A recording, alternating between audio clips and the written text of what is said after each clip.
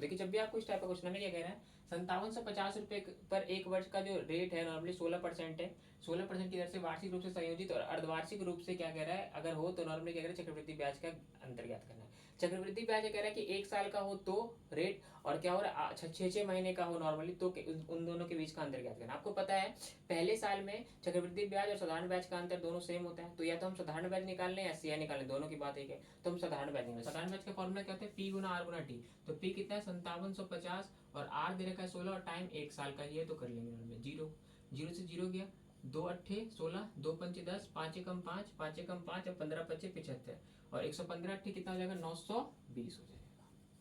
ठीक है, अब चक्रवृद्धि ब्याज कर रहा है तो 6 महीने के लिए कह रहा है तो रेट भी आधा हो जाएगा, तो 16 से 8 हो जाएगा और 8% की वैल्यू कितनी होती है नॉर्मली बताइए 2/25, यानी 25 थी पहले ईयर में तो 27 हो जाएगी 6 महीने पे, और दूसरे 6 महीने में फिर 25 थी 27 हो जाएगी। 25 की वैल्यू 625 और इसकी 729 हो जाएगी। और कितने का आ गया अंतर यहाँ पे, क्योंकि ये तो प्रिंसिपल है और ये अमाउंट है, तो अंतर कितना है 104, यानी 104 क्या होगा सीआई होगा। और 625 की वैल्यू कितने क्वेश्चन में दे रखा है 5750, 25 आ जाएगा यहाँ पे। ठीक है, 25 दूनी 50, 25 तिया 75, जीरो 25 नवा 225, ठीक है, और 25 दूना 50, 9.2 और 9.2 से जब करेंगे 104 को गुना करेंगे तो कितना आएगा, 2 चौके 8,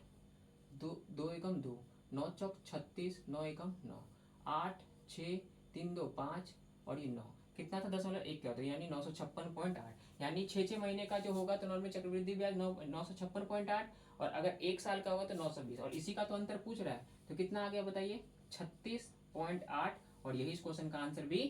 हो जाएगा।